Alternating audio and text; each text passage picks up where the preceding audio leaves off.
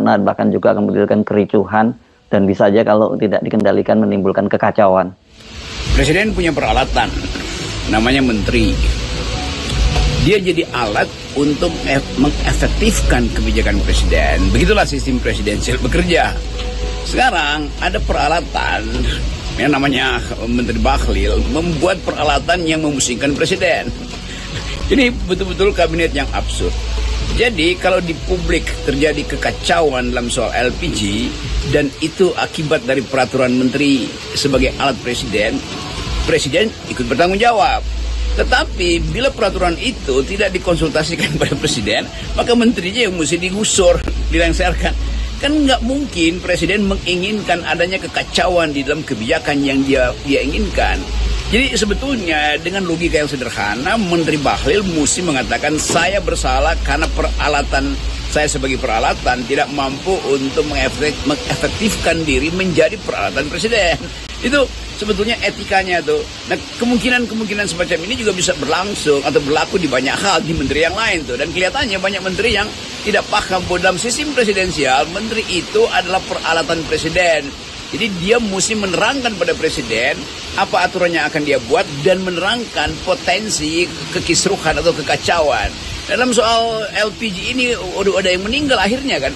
Di pertanggungjawaban moralnya artinya Bahlil sebagai menteri tentu harus datang ke publik dan menyatakan bahwa dia salah membuat kebijakan. Kenapa? Karena dia tidak mampu mengantisipasi.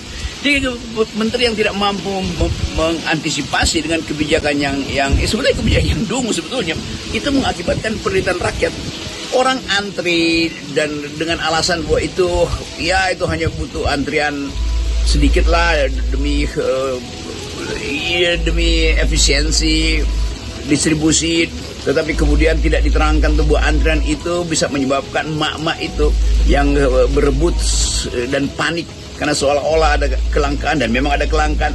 Itu tidak pernah diurai atau dijadikan semacam pelajaran mitigasi kan.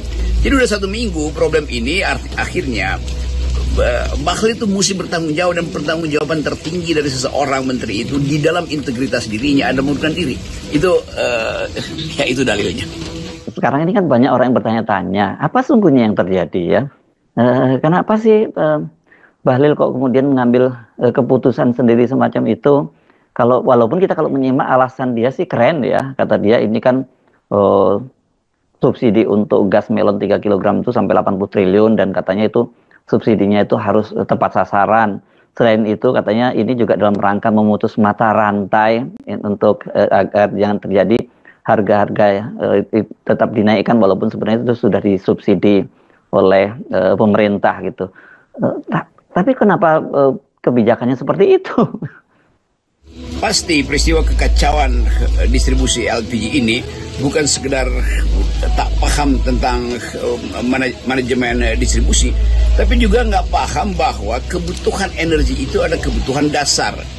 Terlambat 1 menit, terlambat 20 menit itu tempe goreng itu jadi gosong.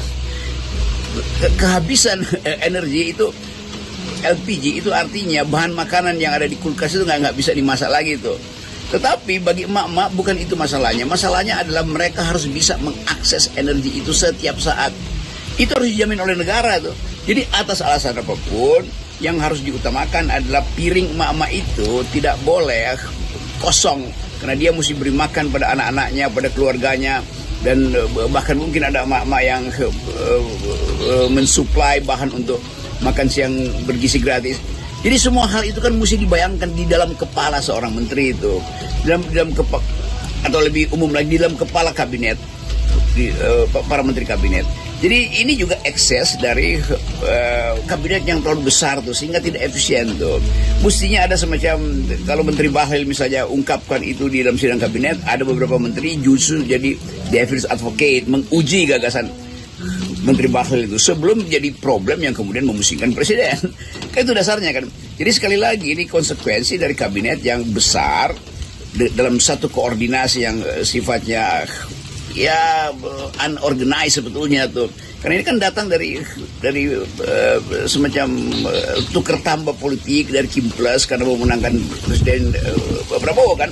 Jadi konsekuensi dari sebuah kabinet yang gemuk itu tidak ada semacam kepekaan terhadap keadaan tuh. Masing-masing ingin cari sensasi supaya dalam 100 hari pertama dinilai oleh presiden sebagai bagus. Akhirnya sensasi yang timbulkan itu menjadi disaster itu, jadi kekacauan tuh. Nah, kita mau ada satu pertanggungjawaban karena ada korban, ada kekacauan, ada kepanikan, dan semua itu menyebabkan keteduhan warga negara itu terusik.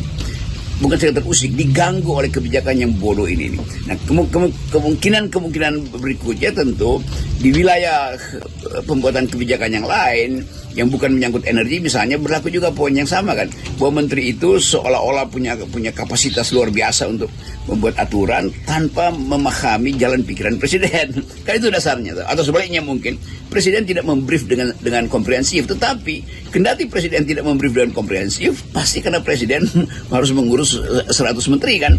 Jadi kemampuan menteri itu betul-betul harus inline dengan paradigma presiden, supaya sekali membaca keinginan presiden atau instruksi presiden, dia tidak menimbulkan disaster.